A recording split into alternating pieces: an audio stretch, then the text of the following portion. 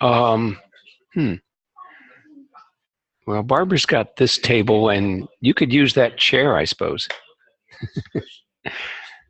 People are concerned about their cups of Vata tea,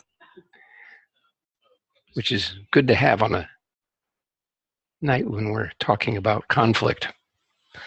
So, actually, I'm changing the topic. I'm not really changing the topic.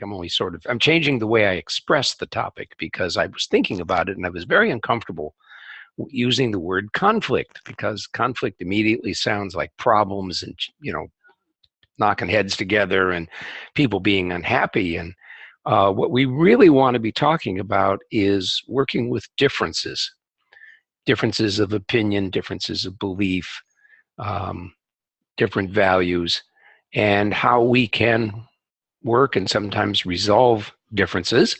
Oftentimes we won't resolve them, but we will learn how to live with them. So I'm changing the title of the topic, and I'll send you an email tomorrow.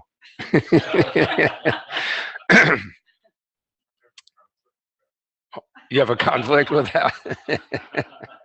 No, just a difference of opinion. At least that's how I'm hearing it. Right. We do live in an age where the language that we're using is very much a language of conflict. People feeling tremendous, intense disagreement with other people. And part of the dealing with that, I think, is right off the bat, switching to a language that is not so confrontational, not so antagonistic. And the word conflict and all the things what do we say about them now? We fight for them, right? And we're fighting for peace, and we're fighting for this and for that. I always thought, like, I've been a peacenik most of my life. I always thought that fighting for peace was already, you're off on the wrong foot. You can't fight for peace. You work for peace. You strive for peace. You endeavor to create peace and harmony and so on and so forth. And so when we deal with situations where there are differences of opinion, differences of value, we want to come to understand what those differences are, what the people believe, and why they believe them. So I'm going to use a really strange example, and I've been thinking about this and whether or not I should dare to do this, but I'm feeling very bold tonight. So I've had a good day, a good week, and so I'm going to go ahead and do that. But almost every day, everybody seated? Yes, everybody's sitting down. Almost every day, excuse me, I check in on something, the latest on what the President of the United States has had to say, particularly on Twitter. I don't follow him on Twitter. That would be a bit much, I think. But I do check in to see what he's saying. And the thing that actually has begun to dawn in my awareness is that I'm beginning to feel like I understand how he functions. That is not to say that I agree with him, but at least not very much. But I am beginning to understand him, and I'm beginning to see why his complaint that the press misunderstands him is not entirely untrue, because he does have a frame of reference. And he does have very definite goals, one of which is to accomplish what he thinks needs to be done. Whether or not anyone in the room or online agrees with his goals, I think it's valuable in order to be able to function in this world to have a sense of what this man is thinking and what any man is thinking who presents an opinion or an attitude that differs from your own. And in order to become comfortable with that, there's a whole set of things. I actually wrote 5 blog posts last November and December, and I won't even ask if anybody's read them. But I did read them again, which was an interesting experience because I wrote them several months ago. And as I was reading them, I found them to be new, as if I hadn't written them. I had forgotten what I had said in each of them. Only thing I remembered was I'd put in a lot of work writing those things out. And so I read them over, and I was really I was pleased with what I'd gotten down. I thought actually they captured several things very well. So there were 6 blog posts that dealt with 6 different approaches that I use for working with differences like that. And the first one was transcendence. And in that I discussed particularly transcendental meditation, which I very much advocate that everybody practice, because it takes the conscious thinking mind from the field of differences, from the field in which we discriminate this, that, and the other thing, and decide what we do and do not like, to a field where the differences are reconciled into totality, wholeness, oneness, and it does that very quickly. And when we have that basis of awareness, then the differences lose their energetic charge. They're just there, and we just accept them as being there. And so it's a very simple thing. Now, it's not a thing that's directed at any specific situation.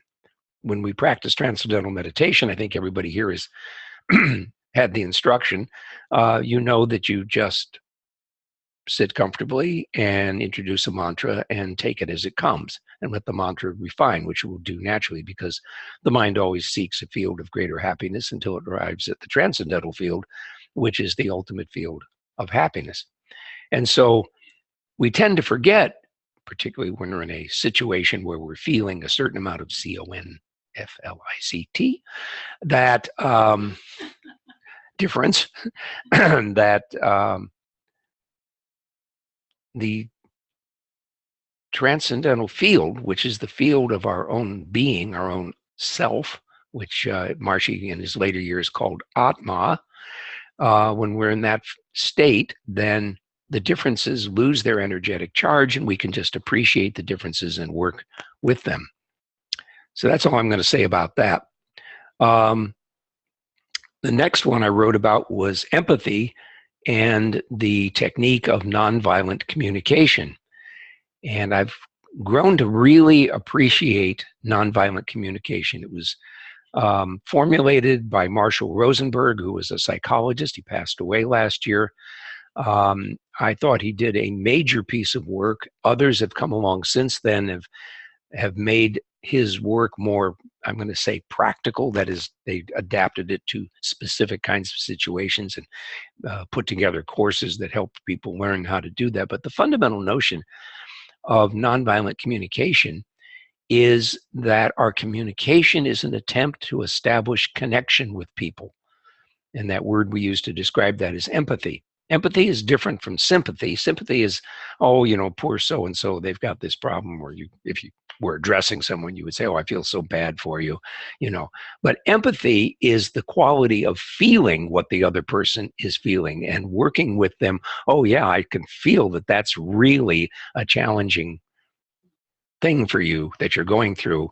And so empathy is really coming to appreciate and understand what's going on in somebody else.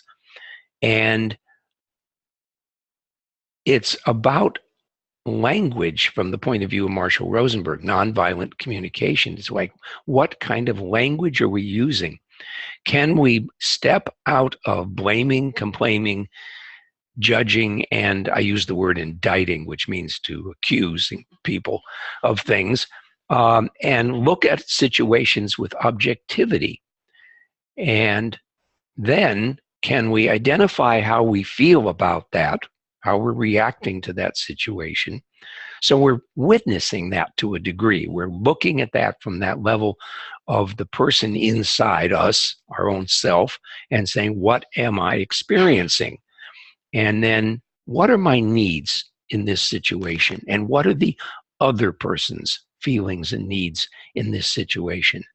And when we understand a situation clearly, that is when we see it clearly, when we're objective, when we can make observations, as NVC language likes to use the word observation, when we can make an observation without judgment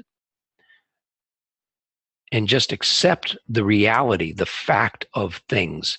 Something has happened and we may not like it, that's a feeling, but objectively, it's the thing that happened. So if you can say to yourself, this is what happened, this is how I feel about it, and what I need in this situation is, and it could be something very fundamental like safety or being respected or heard. And when two people are in an argument and each is expressing their own opinion, they're really not hearing each other most of the time. And so what nonviolent communication teaches us is how to really listen to somebody. And it starts with learning how to listen to ourselves. And so sometimes we have to give ourselves empathy. Oh, I'm feeling very uncomfortable, very unhappy about something. And we give ourselves some empathy, some connection. Yeah, I'm connecting with that feeling that this is a really bad situation and I really don't like it. I'm very unhappy about that situation. And maybe other feelings would creep in there too. And oftentimes when I'm working with people and they're blaming and complaining about themselves, feeling guilty about something or whatever, then I stop them and I say, let's think about giving you some empathy. Yourself, give yourself some empathy. This concept of self-empathy, I think, is something that is not really part of our culture. The idea that particularly in the heat of a situation, that we say, excuse me, I need to run to the restroom. That's a good excuse, right? And you go off and take a couple of minutes to go like, what's going on in me? What am I feeling? What's this other person saying? What are they saying that's triggering me? How am I reacting? And what do I need in this situation? And when you have done that with yourself and when you have done that with someone else, then you arrive at a situation where you can begin to develop strategies or make requests.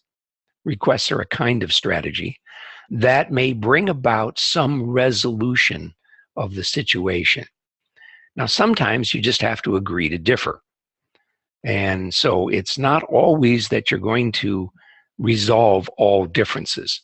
Certainly in the level of life, we understand that some people hold dearly to certain things, and we absolutely hold dearly to things that are not that. And that's going to be reality. But when rapport is established, when people have empathy for each other, they can respect each other's differences. And they may continue to go on to campaign for whatever they want, but they don't do it with animosity towards somebody because they feel a connection with them. They have the empathy with them. The third essay was on clearing conflict using Ho'oponopono. Ho'oponopono is the Hawaiian technique. I've discussed it on several of the webinars for resolving conflict. And it's based on a fundamental notion that which is outside, that which we see as outside of ourselves, it isn't really. We're all part of one wholeness, and therefore what is outside is inside. Those of you who have studied Maharshi's teaching or other, particularly Vedic teachings, are very familiar with this concept, that there really is no separation. Separation is merely a matter of perception. And so when we see something as being inside us, then we can say, something inside me has created this situation. Isn't that a beautiful phrase? Something inside me has created this situation. We take responsibility for the situation that has come up. And when we do that, it's not guilt, by the way. It's very important to understand that in Ho'oponopono, you're not blaming or accusing yourself of having caused something. Even if on the surface level you have in fact done something. Supposing you were driving and you hit another car and it was your, quote, your fault. And you might want to clear the feelings that are associated with that, particularly if you hurt somebody else, but even any kind of accident usually involves a fair cost of money. And so you may want to, sit and clear that kind of feeling. And so something inside me has created this situation. And then you accept the fact of its reality, often by saying, I'm sorry. You make an apology for that because you're taking responsibility for it. Again, it's not a guilt trip here. It's simply taking responsibility. If I broke somebody's mug, I'm just looking at your mug here. If I broke somebody's mug, I would say, oh, I'm so sorry. I didn't mean to break your mug. It was an accident, but I know that you lost your mug. So uh, the apology, when you say I'm sorry, it's not about guilt. It's simply about taking responsibility for your action. And then we follow that by saying, please forgive me. We ask for that forgiveness. Now, if it's something that's going on inside you, you're asking a part of you to forgive the part that caused something to happen or that did something. If you're blaming yourself for perhaps saying cruel words to somebody, you can say, I'm sorry, please forgive me for saying those cruel words. You can say them to the other person too, but when you're doing Ho'oponopono, you do it to yourself. You clear it within yourself. I'm sorry, please forgive me. And the next phrase, you have to be ready for the next phrase. You have to really be open. You have to be really sincere. I love you. Unconditional love. Unconditional means no judgment, right? It just means an absolute acceptance. I love you. And that's a very powerful thing to bring to that. There's a great energy in that because that's an energy of connection. So you say, I love you. You connect to that person. I'm sorry. Please forgive me. I love you. And then you express gratitude. You say thank you in some way to that part of you that has created that situation, that has brought you the opportunity to learn and grow. And so you accept that, whatever happened, you accept that karma, and you take that and try to grow from that. And it's a very, very powerful technique. Hugh Len, if I'm pronouncing that at all correctly, the Hawaiian master that brought this out to the public, had a job at a prison. And his job, I believe he was a psychologist, his job at the prison was to help the inmates to rehabilitate. And what he did was, well, first of all, he never saw any of the clients that he was supposed to see there, the prisoners. He never saw any of them. He went to his office and he had a stack of charts and he would read the chart and then he would go inside and he would do the clearing. And I think they called it cleaning. I like clearing myself. He would clear that energy out and he would work on it and work on it, work on it. And when he felt he had really achieved that degree of clearing, then he would move on to the next client. What happened was that these very hardcore prisoners started becoming model prisoners, and fighting decreased, and breaking of the rules decreased, and fighting with the staff decreased, arguing with the staff. And gradually these people got recommendation for parole and they were let out of the prison. And in the course of some period of time, and I don't remember what it was, I think it was more than a year, but less than 2 years. Somebody's helping me here. In 2 years, he cleaned out an entire block in the prison and never saw any of the prisoners. So never interviewed any of them, just read the charts so he knew what they had done. And then he just cleared their karma, if you want to think of it that way, cleared their energy just by doing this. So Ho'oponopono truly is an energy healing practice. And it's just a wonderful approach, and I use it all the time along with other techniques, but I integrate it, particularly when I'm working on the subtle level where I'm not actually talking to anybody and just interacting with someone's soul, and that there's some problem, some conflict that that soul has. And it may be that that soul came up the other day. It wasn't the soul of the person who was my client. It was someone that they had had a conflict in, I think it was the third lifetime back. And the person who was my client apparently had done something. I'm just going to keep it simple. They did something very bad to that person. They had hurt the other person. And that person was very angry and had, in effect, cursed them. It wasn't a formal curse. It was just, they were angry and they directed that energy at them and their resentment and their bitterness.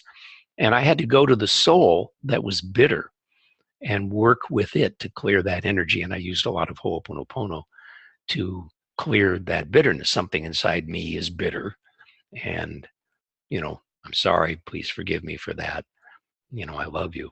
And when they let go of that bitterness, which was to their advantage, of course, because even though they were reincarnated, they were carrying still that bitterness, and that was affecting their life. They still had the karma of bitterness. And so we cleared that, and then that allowed my client to be free. And then we cleared that up inside my client, and then we were all done. And all of that was done on the silent level, just the dancing on the surface of the transcendental field. So that's how I use Ho'oponopono.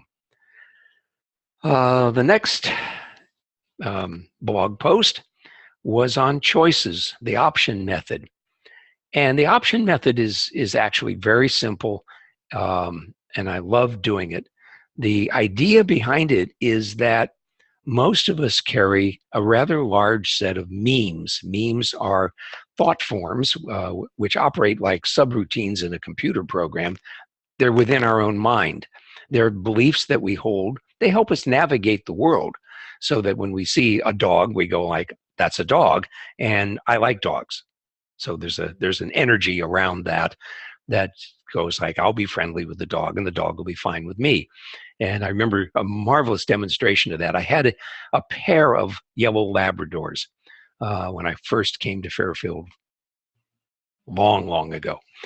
And the larger of the two labs, for reasons I never found out at that time, and it'd be kind of fun now that I have the ability to go back and ask why the lab had this enmity toward people in uniform. He didn't like policemen. There was no reason for it. It clearly was a piece of karma. But at that time, I didn't know how to work with it. And we were out, and I had the two dogs on leashes, tight leash. I had trained them to heel.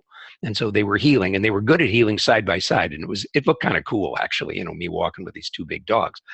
And the two police officers, I think they were state troopers, Iowa State troopers over at the Waterworks Park, were walking towards us, and the bigger dog barked rather, he was a big dog, quite a bark, at this pair of officers. And the one that was closest, as he came by the dog, just put his hand down, petted the dog, said, "Nice dog."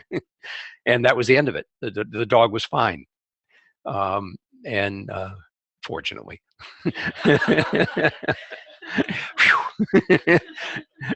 It happened so fast, I didn't even have a chance to react. I was just really pleased that the cop was so cool about it. And so, it was just one of those wonderful situations where there was a choice, and it just all worked out. It was just the confidence was there, and the dealing with the situation. So the meme that the officer had was that dogs are good, and he probably had several of his own. And he just petted the dog. He had no expectation that there'd be a problem, and the dog responded in kind. The dog was a good dog, but he just didn't like uniforms. So in the option method, a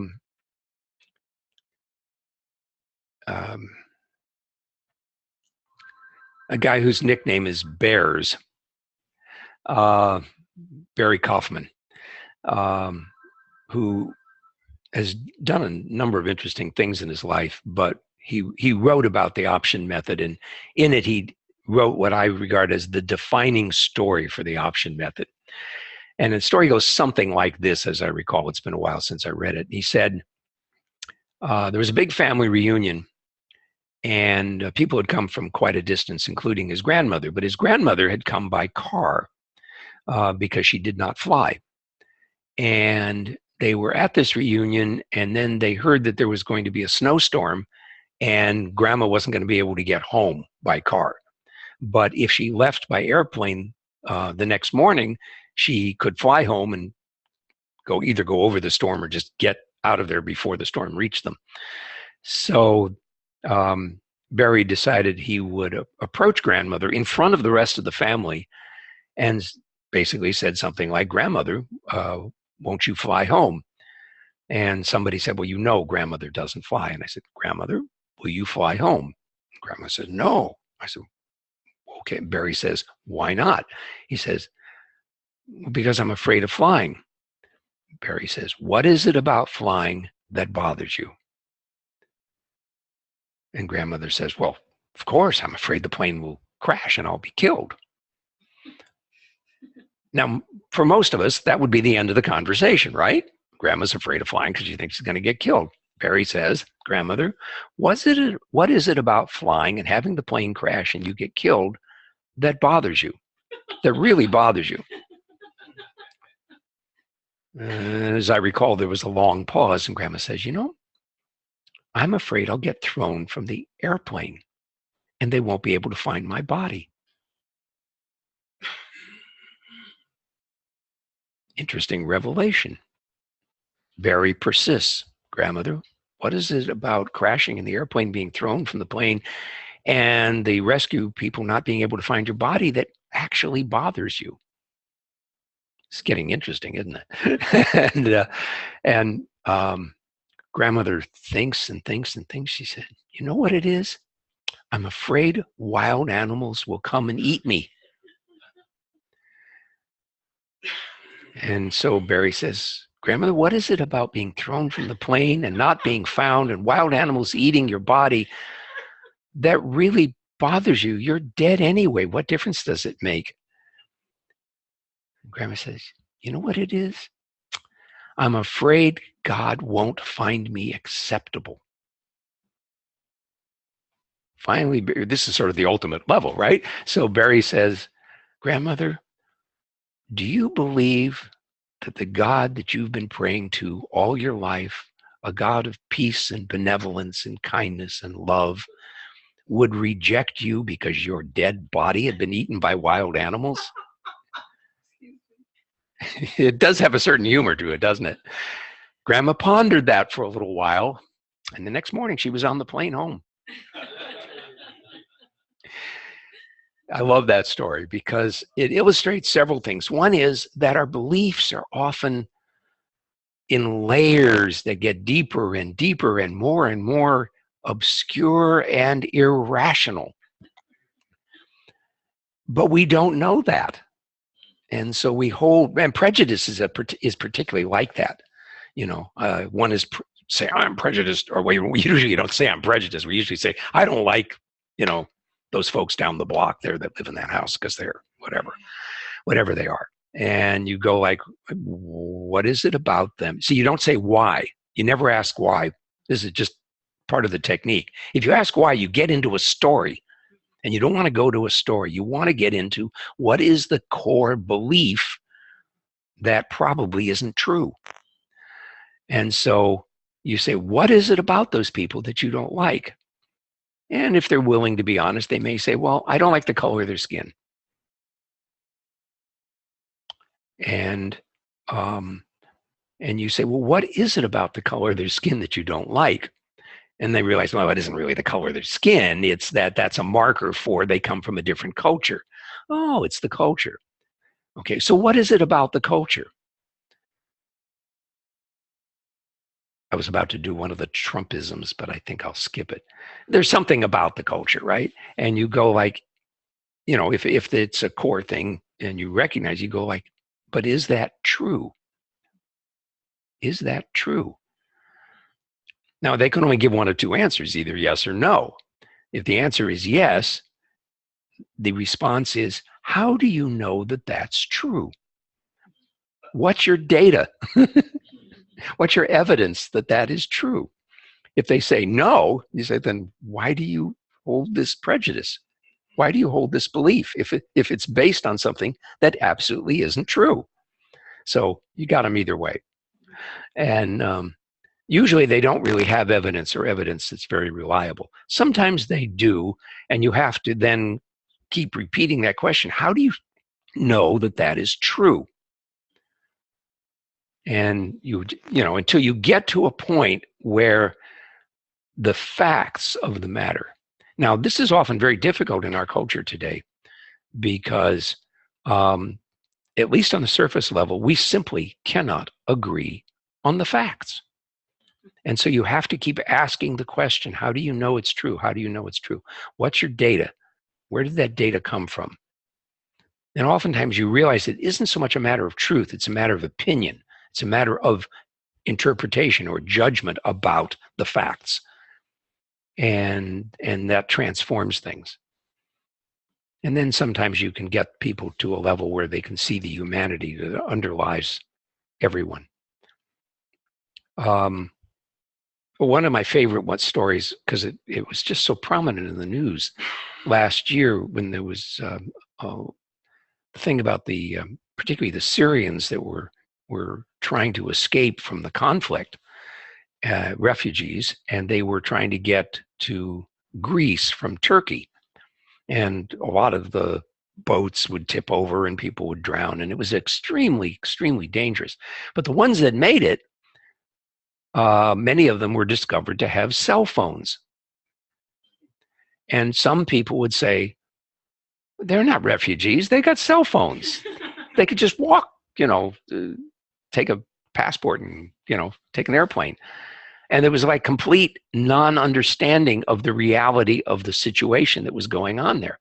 And so when you start asking the question, is it true that they are whatever they were being accused of being, not really refugees, but clearly they must have been terrorists or something because they had cell phones.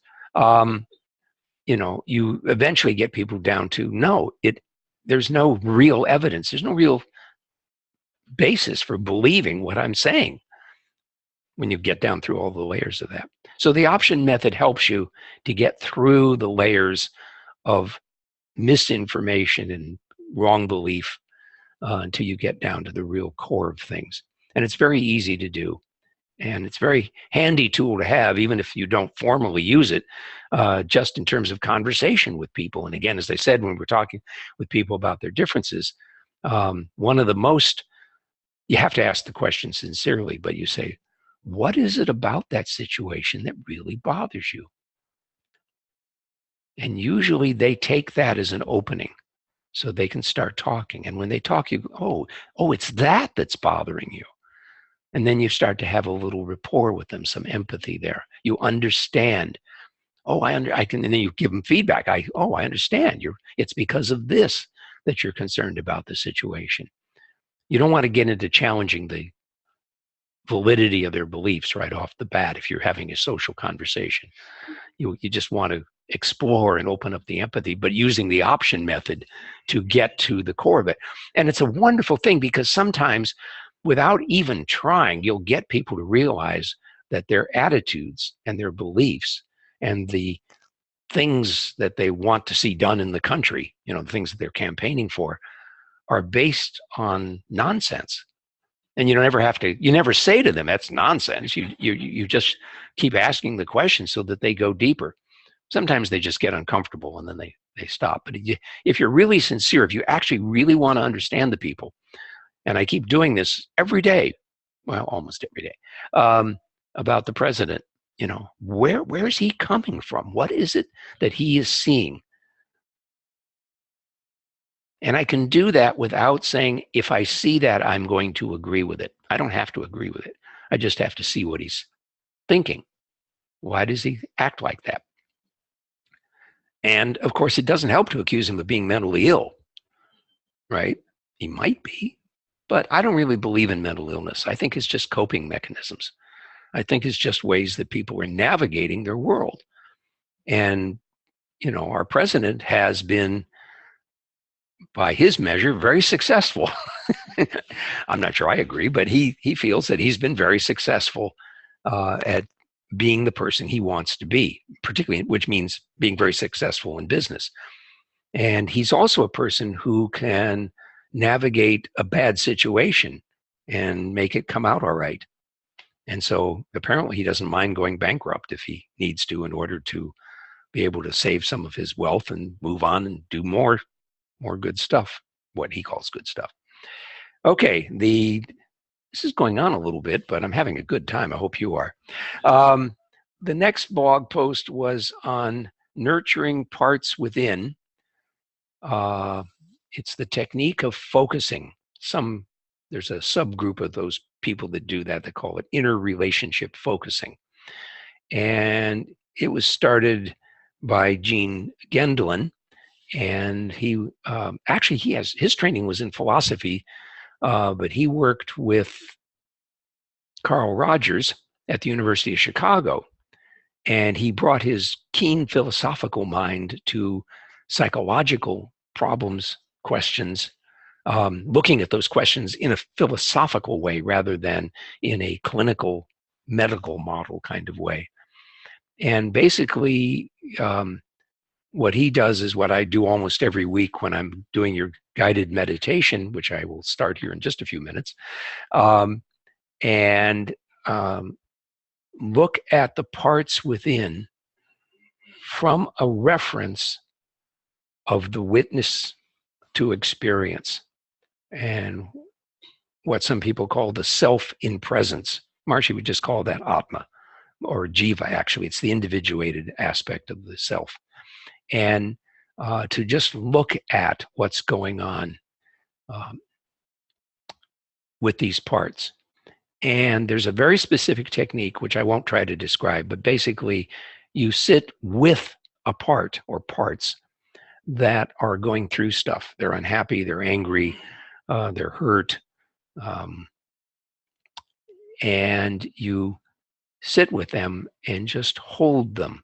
And usually what you discover is that they've never received the kind of attention from you that they have needed. And merely by giving them attention without judgment, same theme, no judgment, you just give them attention, accept the reality of their being there, then you find that the energy of that dissipates. It just dissipates. And a shift occurs inside, and you feel better. You feel more relaxed and more comfortable. And then when you find that you're living your life, that energy isn't blocking you from being successful, from doing the things that you want to do or need to do. So focusing is a very powerful technique. I use it a great deal.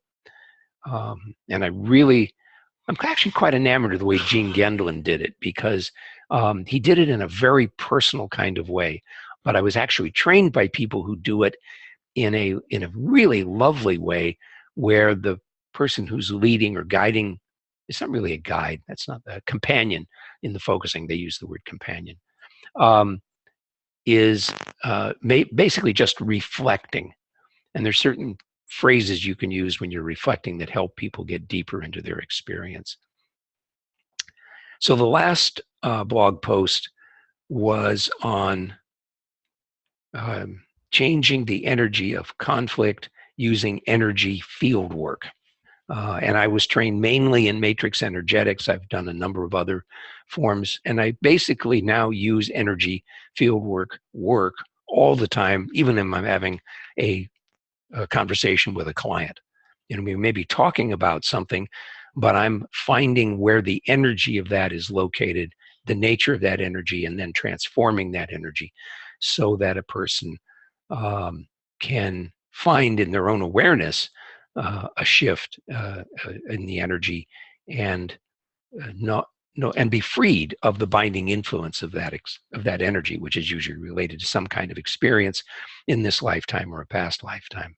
So energy field work is, again, working at that most subtle level of existence to produce changes that then are reflected on the gross level of thinking and behavior. So energy field work is a wonderful way of approaching even a conflict situation. And if somebody's talking to me about a situation where they've really gone head to head with somebody, there's a great deal of stress, I may be using any and all of these techniques to bring about transformation so that the difference can be managed in a very comfortable way. It doesn't mean the differences go away. It means that we become comfortable with their existence, and we can work with that. We can navigate that. So that's a summary of my approach to working with differences, resolving differences. And I think we're just going to move right into the group clearing session because it's already late for that. So I'm going to just pause this.